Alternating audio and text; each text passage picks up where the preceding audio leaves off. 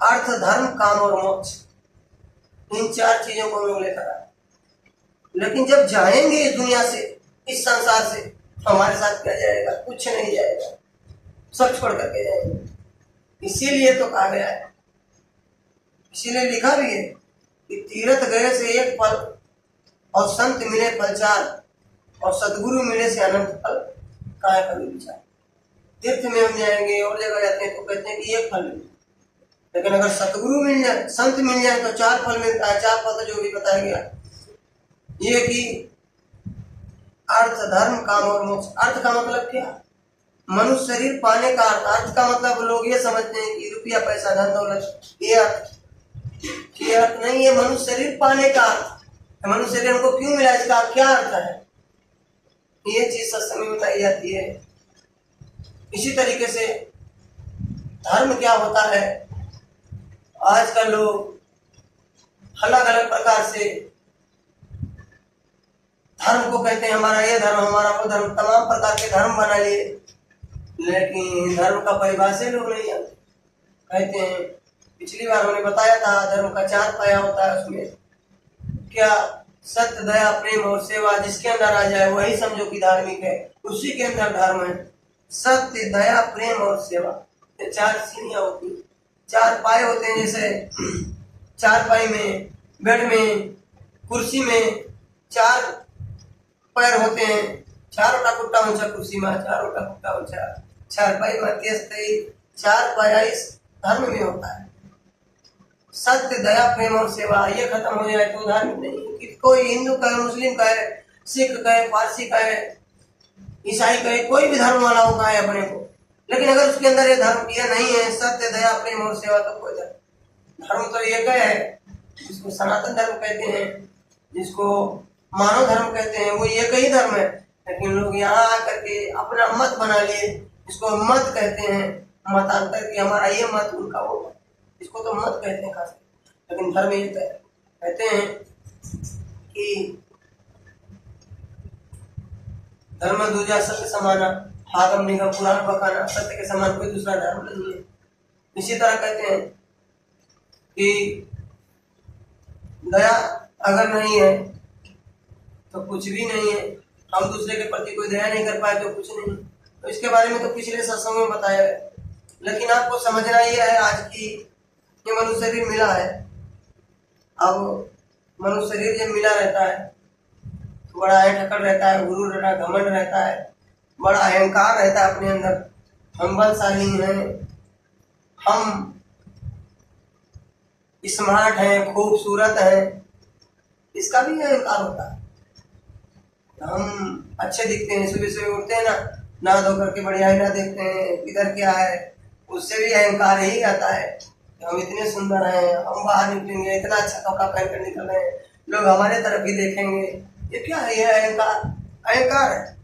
और कभी कभी तो ये सोचते हैं हम करते हैं तब हमारे घर वाले जीते हैं, हमारे वजह से दुनिया हमारे परिवार चल रहे हैं, ये अहंकार है। हम नहीं करेंगे तो हमारे घर वाले, हमारे बच्चे, हम सब भूखे मर जाएंगे, ये भी अहंकार है। ऐसे नाना प्रकार से पढ़ाई लिखाई का अहंकार होता है। किसी को अब थोड़ा पढ़ लिख लिया, मेरे साथ पढ़ लिया, उसका अहंकार हो गया। किसी को कुछ ज्ञान हो गया थोड़ा, उसका अहंकार हो गया। किसी चीज में नॉलेज हो गया, उसका अहंकार। मतलब नाना प्रकार से हम कोई भी रहता, और अहंकार जिसके अंदर आ जाता है उसका विनाश हो जाता है। राहुल बहुत ज्ञानी, बहुत जानकार था, 4 वेद, 6 शास्त्र, 18 पुराण का वो जानकार था, बहुत बड़ा पुजारी था, लेकिन अहंकार आ गया उसके अंदर। वो हमसे ज्यादा बलशाली कोई नहीं, अहंकार ने खत्म कर दिया, सब विनाश कर दिया, कुछ नहीं बचा। अहंकार से भी बचना चाहिए, अहंकार भी विनाश करता है। और ये जो मनुष्य शरीर मिला है, इसका जो अहंकार है, ये तो ले डूबता है, कितने लोगों को खत्म कर। इसलिए हम आपको ये समझना है कि वास्तव में इसका अर्थ क्या, क्यों मिला है। इसको अगर जो समझ गया और उसके लिए लग गया तो उसका ये मनुष्य शरीर पाने का अर्थ पाने का जो ये मौका मिला है वो सफल हो जाता है, मनुष्य शरीर पाना उसका सफल हो जाता है। इसलिए अर्थ समझना बड़ा जरूरी है। तो एक बार दरबार में राजा साहब बैठे थे, महात्मा जी जा रहे थे। तो राजाओं को क्या किसी चीज की कमी नहीं रहती, उनको भी नहीं पता। तो वो महात्मा जी को ऐसा लगा कि चलो आज इधर चलते हैं। तो वहां गए दरबार में, सभा लगा हुआ था, जैसे यहाँ एक हिसाब से समझो सभा ही लगा है, इधर हम बैठे हैं, इधर आप लोग बैठे हो। ऐसे वो राजा साहब बैठे थे और सामने सब दरबारी लोग बैठे थे, उनके मंत्री, सेनापति, विदूषक जो भी थे वो सब लोग बैठे। और ये जब राजा साहब गए तो पूछे, तो महात्मा जी गए, महात्मा जी पूछे कि भाई, महात्मा जी जब वहां गए तो महात्मा जी तो जब महात्मा कहीं जाते हैं बिना काम का, बिना अर्थ का, बिना किसी को कुछ समझाने के लिए हो जाते हैं। तो बाबा महात्मा जी गए वहां, जब तक ये पूछे कि नहीं।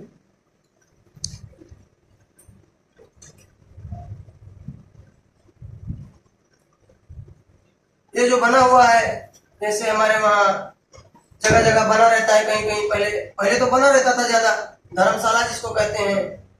कोई आ जाए, पहले इस तरह होटल नहीं होते थे, जगह जगह लोग धर्मशाला बनवा देते थे। जब लोग धनी मानी होते थे तो लोग जगह जगह धर्मशाला बनवा देते थे। तो लोग रास्ते से जाते थे, इस तरह गाड़ी घोड़ा भी नहीं होता था, पैदल चलते थे लोग। तो जहाँ रात हो जाता था, जहाँ धर्मशाला देखते थे वहीं ठहर जाते थे। ऐसे ही धर्मशाला बनवा देते थे। कोई कुआं खोदवा देता था, पहले नल भी नहीं लगता था। ऐसे ही होता था। तो पूछे हो कि भाई इस धर्मशाले में कौन रहता है? बोले, सब लोग नीचे से ऊपर महात्मा को देखने लगे कि ये तो राज दरबार है, इधर इतना बड़ा राजगद्दी लगा है, उस पर राजा विराजमान है और ये इसको धर्मशाला कह रहे हैं। तो एक बार पूछे तब कोई नहीं बोला। फिर दोबारा पूछे कौन रहता है धर्मशाला में? तो पहले महात्माओं का बड़ा सम्मान करते थे, तो वो उठ करके बोले राजा, महात्मा जी ये धर्मशाला नहीं है तो राज दरबार है। यहाँ ये सब देखिए बड़े बड़े विद्वान लोग बैठे हुए हैं। महात्मा जी ने कहा कि जिस कुर्सी पर आप बैठे हो इस पर पहले कौन बैठता था? तो बोले कि इस पर मेरे से पहले मेरे पिताजी बैठते थे। यही हाल होता था पहले, उनके पिताजी, राजा का लड़का ही राजा बनता था। तो बोले कि हमारे पिताजी बैठते थे इस गद्दी पर। तो बोले आपके पिताजी के पहले कौन बैठता था? तो बोले हमारे पिताजी के पिताजी बैठते थे, यानी कि हमारे, इसको हम लोग बाजे बोलते हैं, दादा बोलते हैं अपने हिंदी में, दादाजी बोलते हैं, दादाजी बैठते थे। उनके पहले पर दादा बैठते थे, हमारे बाजे के पिताजी बैठते थे। अरे तो जब इतने लोग बैठे इस पर तो ये धर्मशाला नहीं तो क्या हुआ? भाई धर्मशाला का मतलब यही होता है कि आप रात में जाओ, सो, शाम को गए, जैसे होटल होता है, होटल किसी का थोड़ा होता है। होटल में गए रात भर, एक दिन के लिए, 1 नाइट 2 नाइट 3 नाइट आप लिए और अपना काम वापिस चले गए। ऐसा धर्मशाला होता था, रास्ते में पड़ता था, उसी में लोग रात को ठहर जाते थे, सुबह चले जाते थे। तो बोले कि ये गद्दी भी तो तुम्हारा धर्मशाला है, ये भी तो धर्मशाला हुआ। तब राजा का दिमाग खुला। जानकार तो होते ही थे, विद्वान तो होते ही थे, पढ़े लिखे होते थे। तब उसको समझ में आया कि आखिर हमको क्या बताना चाहते राजा, आखिर हमको महात्मा जी बताना क्या चाहते हैं। वो समझ गया कि जिस गद्दी पर आज हम बैठे हैं, इस गद्दी को एक दिन छोड़ करके जाना पड़ेगा। ये गद्दी परमानेंट मेरा नहीं है। उनको ये समझ में आया कि ये राज दरबार मेरा परमानेंट नहीं है, मुझको इसको छोड़ना पड़ेगा। तब महात्मा के चरणों में गिरे। वो बोले, समझ में आ गया महात्मा जी, ये आप कहना क्या चाहते हैं? आप ये कहना चाहते हैं कि एक दिन इस गद्दी को छोड़ करके जाना पड़ेगा। एक दिन वास्तव में धर्मशाला है, जब इसमें लोग आते रहे, जाते रहे, आते रहे, जाते रहे, तो धर्मशाला तो है। जैसे हम आप नेपाल में जिस घर में रहते हैं, उस घर में पहले कोई दूसरा रहता था। जिस खेत पर कब्जा है हमारा लाल पुर्जा जिसका ले लिए हैं हम, वो लाल पुर्जा पहले किसी दूसरे का था और हमारे जाने के बाद फिर किसी दूसरे का हो जाएगा। एक दिन उस लाल पुर्जे पर फिर किसी दूसरे का नाम लिखा जाएगा, सीधा सा बात है। तो भाई बाबा जी यही बात समझाते हैं कि भाई आप आए हो, ये आपको मिला है जो मनुष्य शरीर, इसे भोगो, ये कर्म ही होनी आपको मिला, इसे कर्म कर सकते हो तो कर्म करो आप, लेकिन इनमें फंसो मत। फंसना का मतलब क्या है? फंसने का मतलब किसको कहते हैं? फंसना किसको कहते हैं? कि उस मालिक को भूल जाए, भगवान प्रभु परमात्मा को भूल जाए, जिसने ये सुंदर मनुष्य शरीर दिया है उसको भूल जाए, इस मनुष्य शरीर पाने का अर्थ भूल जाए कि क्यों मिला है ये, इसको कहते हैं फंसना। इस रंगी चरंगी संसार में क्यों फंस जाए, इस माया के संसार में फंस जाए, सिर्फ यही देखने लग जाए, घर मकान दुकान रुपया पैसा बाल बच्चे, इसी में फंस जाए, इसको कहते हैं फंसना। उसको भूल जाए जिसने इसको दिया है, इसको कहते हैं फंसना। तो बाबा जी यही बात समझाते हैं कि ये मनुष्य शरीर बड़ा कीमती है, बेस कीमती है। कोट जन्म जब भटका खाया तब यह नर तन दुर्लभ पाया, करोड़ों जन्म भटकने के बाद ये मनुष्य शरीर मिला है। अब आपकी कहते हैं कि 1,84 भरम कर पग में अटके हुआ है, अब की पासा ना पड़ा तो फिर 84 जाए, 84 लाख प्रकार की योनियां भोग करके तो मनुष्य शरीर मिला है। अब की बार पासा का मतलब आपकी बार अगर हम इस मनुष्य शरीर का भेद जानकर इसको निधाम नहीं पहुंचा पाए, इसका ठिकाना नहीं लगा पाए, तो फिर नरकों में जाना पड़ेगा। जैसे छोटी सी बात हम आपको बताते हैं, जैसे हम यहाँ आए थे, 2 महीने का वीजा था मेरा, अब हमारा 3 तारीख को खत्म हो जाएगा। अब 3 तारीख से पहले अगर हम अपना टिकट नहीं बना लेते हैं और यहाँ रह जाए तो हमको यहाँ का सरकार क्या करेगा? अगर पकड़ लिया तो लेकर जाएगा, जेल में डाल देगा। बोलो डालेगा कि नहीं डालेगा? साफ सुथरी बात है ये। ओवर स्टे हो जाएगा, हमको ले जाएगा जेल में डाल देगा वो, और उसमें भोगेंगे हम। अब वो कितने दिन का उसका नियम है, उतने दिन तक वो हमको डाल देगा, जेल में पड़े रहेंगे। ऐसे ही ये मनुष्य शरीर कुछ समय के लिए मिला है, तो हम अगर नेपाल जाने का टिकट अभी नहीं बनवाते हैं तो हमको यहाँ के जेल में डालेगा ये सरकार। ऐसे ही वो यमराज है, वो यमदूतों को भेजता है। 96 करोड़ श्वास की पूंजी हमको गिनकर मिली है। अब ये तो नहीं एक दिन ये खाली हो जाएगी, समय पूरा हो जाएगा धीरे धीरे।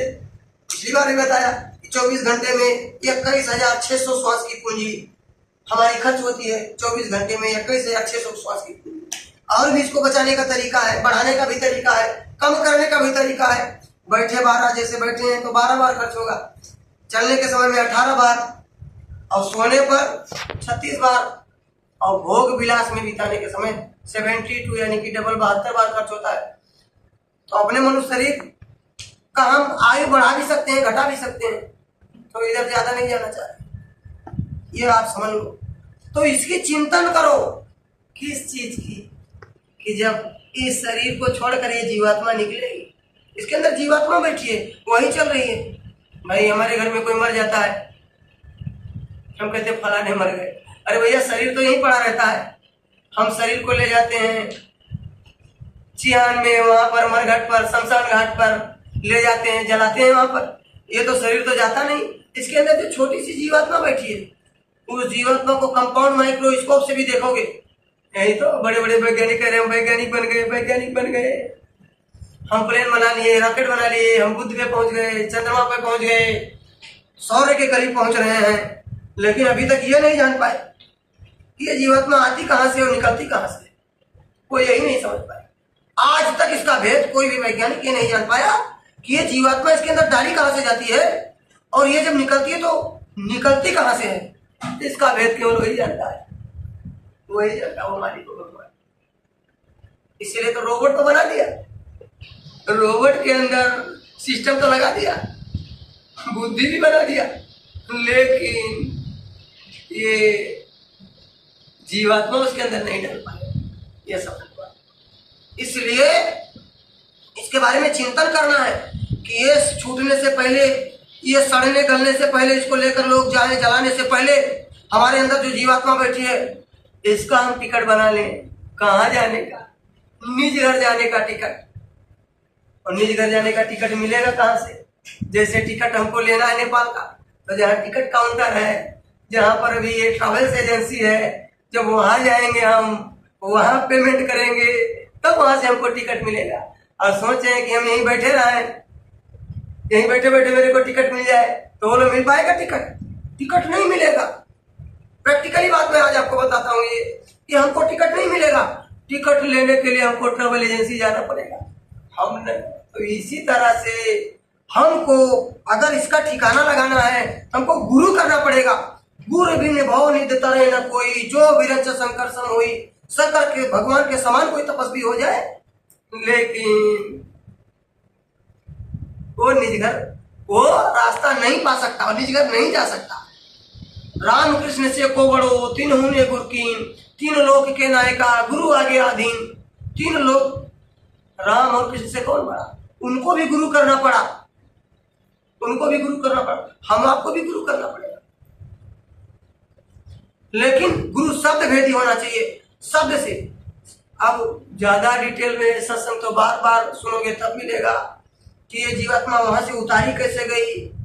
शब्द, ये जीवात्मा शब्द को पकड़ती, शब्द भेदी गुरु जब मिलेगा, इसीलिए उस गुरु को शब्द भेदी गुरु भी कहते हैं। कौन गुरु? जो शब्द का भेद बताता है। जैसे कहते हैं ना कि पोथी पढ़ पढ़ जगमुआ, पंडित भया ना कोई, और 2.5 अक्षर प्रेम से पढ़े जो पंडित। 2.5 अक्षर क्या है? 2.5 अक्षर स, आधा ब और 10 शब्द। शब्द जो जान जाएगा, शब्द का जो भेद जान जाएगा, वो असली पंडित है। ब्रह्म जाने सो ब्रह्मणा, जो ब्रह्म को जान लेगा। हम तो कहते हैं कि हम ब्राह्मण हैं, हम पोखरे हैं, हम नहीं पाने। भाई मैं ऐसे बताता हूँ, मतलब हम ब्राह्मण कुल खानदान से, लेकिन हमारा तब होंगे जब ब्रह्म को जान लेंगे, जब ब्रह्म में विचरण करेंगे, ब्रह्म लोक में जाने लगेंगे, तब हम ब्राह्मण बन पाए। ये इसको जानने की जरूरत है इस समय पर। और वो भेद गुरु से मिलता है, सदगुरु से मिलता है, संत से मिलता है, महात्मा से मिलता है। और संत सदगुरु ने कई बार बताया, ये दाढ़ी और बाल का नाम नहीं होता है संत सदगुरु।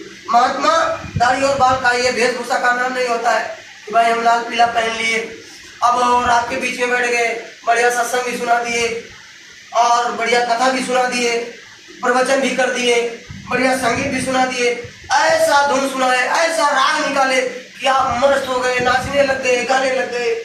लेकिन इससे कुछ नहीं होगा, ये सब मनोरंजन हो जाए।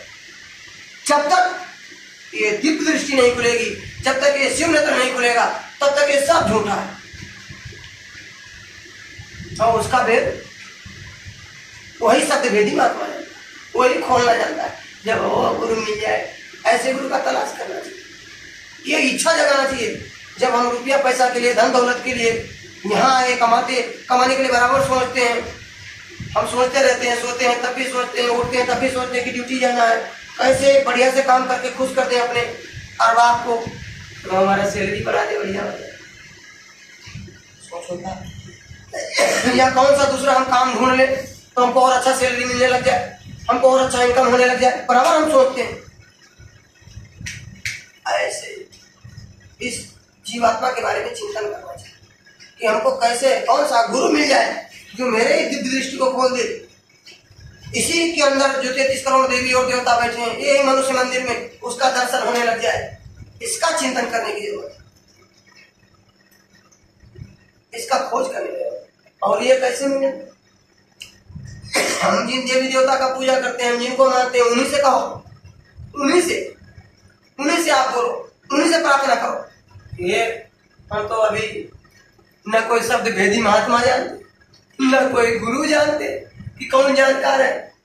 तो आप ही ऐसा दया करो, आप ही हमारे ऊपर ऐसी दया करो कि हमको ऐसे गुरु से मिलाओ, ऐसे महात्मा से मिला दो आप, जो इस मनुष्य शरीर के अंदर जो जीवात्मा बंद है, अब इसको नरक और 84 में न जाना पड़े, इसको भोगना पड़े। हे मालिक, हे प्रभु, हे भगवान, हमको उससे मिला, क्योंकि मैं जानकार नहीं, मैं अनजान हूं, मैं अनजान तुम सब कुछ जानो, मैं अनजान हूँ, आप तो सब कुछ जानते हो, इसलिए आप मिला दो। अगर उनसे ही आपने प्रार्थना कर लिया तो दया हो जाती है। फिर वो ला करके ऐसे जगह पकड़ देते हैं, फिर वो गुरु से मिला देते हैं, हमारा काम बना। इसलिए इस बार इसका चिंतन करना बड़ा जरूरी। अब मैं थोड़ा ये बता रहा था कि हम लोगों के अंदर अहंकार रहता है। कैसे अहंकार रहता है मैं थोड़ा सुनाता हूँ, बताता हमारे अंदर कैसे अहंकार है। लोग छोड़ना नहीं चाहते, जैसे इसी में हम लोग इतने लोग बैठे, हम लोग चाहते तो हैं